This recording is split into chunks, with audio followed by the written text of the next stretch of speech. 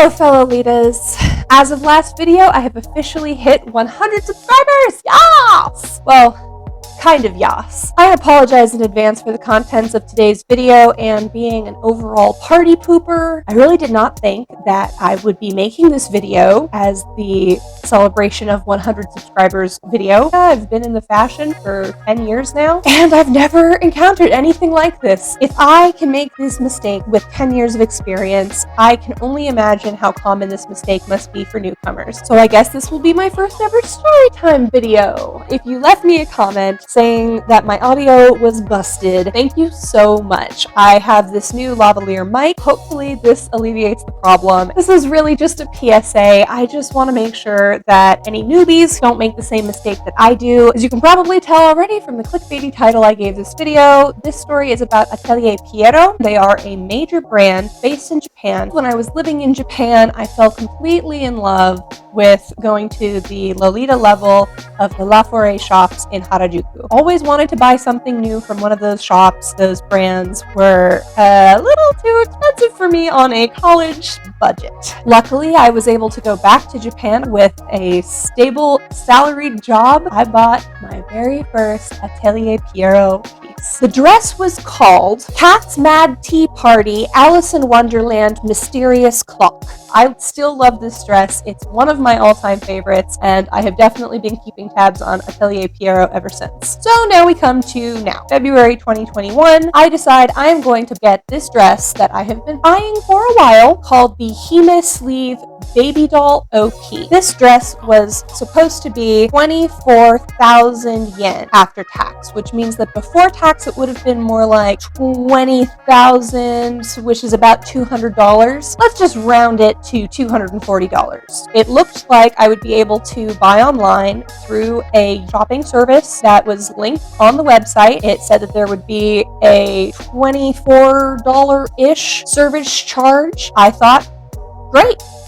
let's do it. Unfortunately, that was not the total price I ended up paying. A week or so later, they said they had received my item at the shopping service and then demanded another $75 from me to have it shipped. I was shocked, to say the least. I did not expect to be paying an extra $75 on top of a fee they had already charged, but I had heard that a lot of companies were having trouble with shipping and were going to be using the Yamato transit system, which I knew was a bit more expensive, so I thought, okay, in for a penny, in for a pound, and I paid the fee. It still didn't rest well with me though. It felt like a hidden fee of that size was pretty unreasonable. So I got the box. I haven't really had my heart in it, and I haven't even opened this dress. Flash forward to a couple days ago. I see somebody in the Big Sisters of Lolita Fashion Facebook group talking about Atelier Pierrot, and I thought, being the middle to big sister that I am, I should let them know about my experience. So I left them a comment saying, hey, just so you know, the world shopping service that Atelier Pierrot's website is integrated with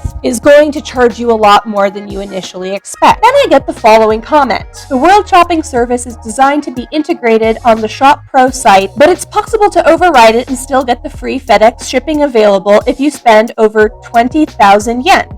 Ordering via mail order email usually completely removes this problem too. If you're unable to override the World Shopping Service, then I suggest using the store site, which is designed to be as easy as possible for overseas customers and automatically applies free shipping. There's only one problem with this. I was ordering through the Atelier Pierrot website, and that website had the World Shopping widget integrated. It says, available for international shipping by World Shopping. This would imply that in order to get international shipping, you would have to use this service. Nowhere on the website that I saw had any reference to another website or an email order system for foreigners. Nowhere. As you might imagine, I was incredibly crushed. I was very disappointed. You ever had an experience at like an anime con or something? You go into the dealer's hall and the first booth has just the exact thing that you want, and so you buy it, and then you walk further into the dealer's hall and there's another shop that has it for much cheaper. This is basically that feeling. So all told, I paid about $100 for shipping and service fees that I could have just gotten for free through the Atelier Pierrot website. bad user experience. $100 will get you a lot, and in this economy, I could have done something so much better with that money. Instead, I gave it to a company that was an unnecessary middleman in a process of ordering online. So I tried to swallow my Karen instincts and instead just accept the fact that I had overpaid. I replied to the comment, "Well, it would have been great to know that beforehand. Too late for me now since I have the package in hand, but this is pretty disappointing given how the integrated service implies it's the only way to order outside of Japan." The person who gave me the initial comment then responds, "I'm really sorry you had this experience, but all the updates only list the store's site to purchase from now. I don't want to personally come for Atelier Pierrot, but this really bothers me because my job that helps me pay for Lolita is search engine optimization. There is absolutely no reason an English speaker should be typing the name of your shop into Google and not get the website that you have specifically tailored for them. This is not only the worst search engine optimization example I've ever heard of, but there is no place on the site that I was on, the site that shows up as #1 in Google results, that links you to the other site. Being in tech and knowing programmers and having worked with engineers, I know how easy it is to detect someone's IP address and direct them to a different site based on their location. And even if you're not going to take them directly to that other site, do a convenient pop-up that comes up and says, "You look like you're browsing from North America. Would you like to use our English-friendly site?" Sorry, I'm getting all heated. This is my job, man. This is my job. So when you Google search Atelier Pierrot, none of the first 2 pages includes the link that this very helpful person tried to direct me to. And I find that to be just unfathomable. So in the end, this dress that I really wanted ended up costing me almost $340.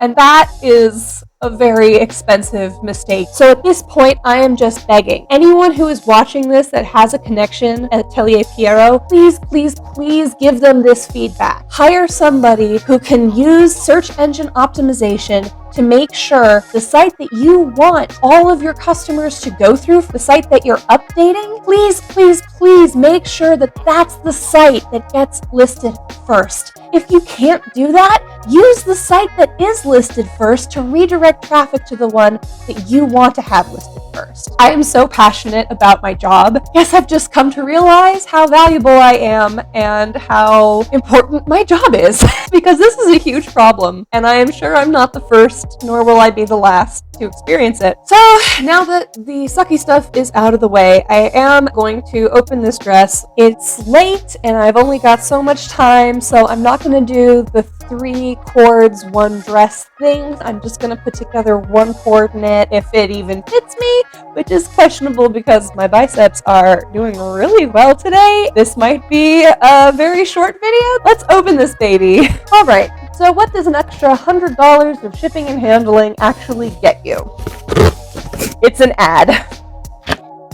It gets you an ad. All right, here's the dress. One thing that makes me a little nervous about this dress, the shoulder width was listed as 38 centimeters. I've had a couple bolero experiences in the past where I could not get my shoulders in the thing. But from trying on other similar styles from Atelier Pierrot at Closet Child and at Harajuku Hearts in San Francisco, I do know that they tend to be wider and more accommodating than they are listed. This dress would be really, really great as an underskirt blouse substitute combo for the JSK over OP trend. In my opinion, the coolest thing is the silhouette. It's got this drapey kind of outer skirt layer. Underneath, it's got a bunch of ruffles, and then the back of the dress is actually much longer than the front of the dress, which gives it a kind of diagonal slant. And here it is from the back. You can see that there's even more rows of shirring here, which means ultimately that the bust is going to be the most limiting factor on the dress. Dear Mana-sama, please let this dress fit my hulking biceps. Let me at least get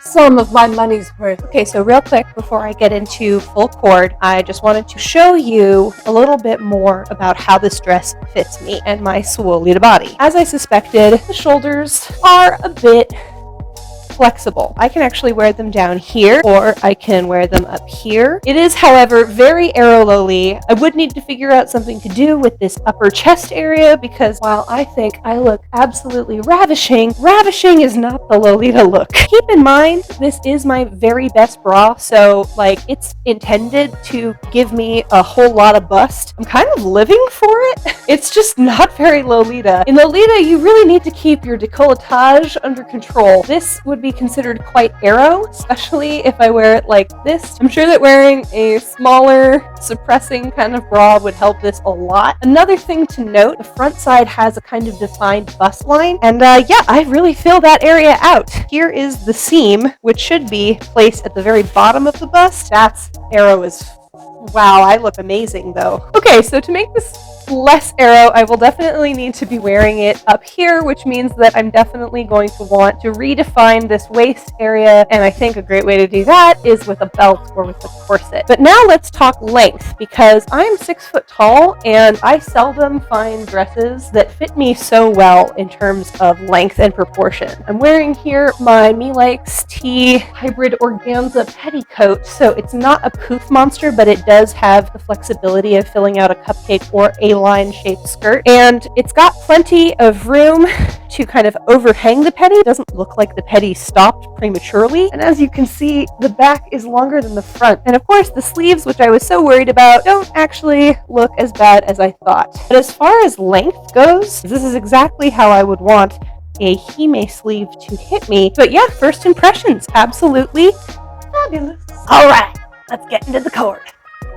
Huzzah and hurrah! This is my very first attempt at Pirate Lolita. I guess I started off going for something a little more EGA, that's Elegant Gothic Aristocrat, for those of you who are new here. The second I put this corset thingy on, it went pirate and I went, yar, me likey. I've kept the Me Likes T hybrid organza petticoat on to give it this shape. The corsety piece is actually a faux corset. It is just a belt. It's off-brand. I got it on the Evil Corporation website that is currently being boycotted, so in solidarity with the unionizing employees, I will not say where it is from in this video. I think you'll be able to find this sort of thing elsewhere also. My shoes are by Irregular Choice. This style is called Summer Breeze, and I highly recommend it for Lolita. On my head, I've got my natural hair piled up in a funky bun, and I've got a feathered headdress that I bought at the Dickens Fair in San Francisco. The rose and black lace headband is by Lucky Star. They are a Taobao brand. My skull earrings are by Stash Panda, and I won them in the Fuyu Fund raffle by Lipton Cunningham. So shout out to Lipton Cunningham. Thank you for all that you do. My rings are off-brand, and my necklace is by BB&B Deco. Please note, this is actually not a super Swolita-friendly necklace. I teeter between being able to fit into it and having to use a clothing pin to extend the chain, which is a little bit dangerous, so don't try this at home, kids. Or, you know, if you need the hack,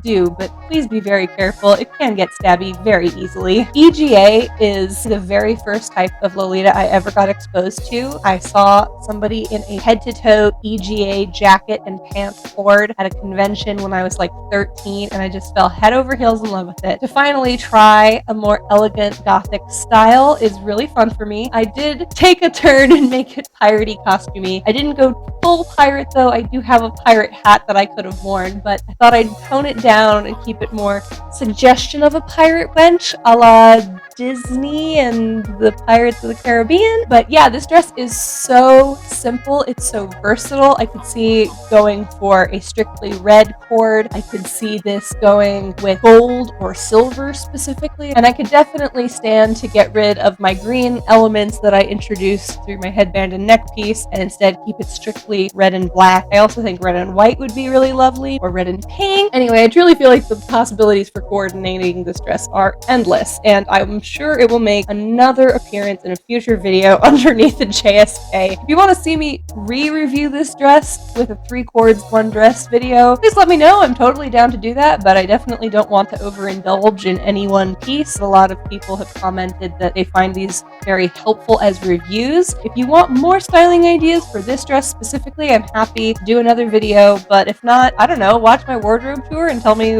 which dress from that you'd want to see me do one of. Alright, I guess it's time time for final thoughts, conclusions, and stuff. I love this dress. I'm so glad I bought this dress. I am not so glad I spent an extra $100 to buy this dress than I had to. At least this dress is something beautiful that I can enjoy and wear a whole ton. I definitely would say that Atelier Pierrot is Lolita friendly, but now that I know that they've got such great English speaking help, before I order from them again, I would definitely shoot them an email, first to confirm that I can in fact get free shipping, and two, to see if they can take any more measurements for me. For some of y'all watching, this might be a concern for you as well. I don't remember my bicep measurement off the top of my head, but I'm sure I can add it in post. There it is. So if your bicep is at least that big or smaller, you are definitely safe. They have this dress in 4 colorways. This one, a white, a black, and a navy blue. I would absolutely want to buy this in another colorway. I want to make sure I get my money's worth out of this one first. Once again, to reiterate, Atelier Pierrot is a plus size and Lolita friendly brand. You should absolutely shop there, but double check that you're using the right website. If there's a little world shopping banner at the bottom, you're in the wrong place, honey. So yeah, please do not hate on Atelier Pierrot. Before I go, I'd like to say once again that I am so grateful for the 100 or so of you who have decided to hit that subscribe button. I guess the next milestone that matters to YouTube is 1,000 subscribers. Please help me get to 1,000. I promise I will not turn on ads. I'm really not interested in making money through this. I just want to be popular.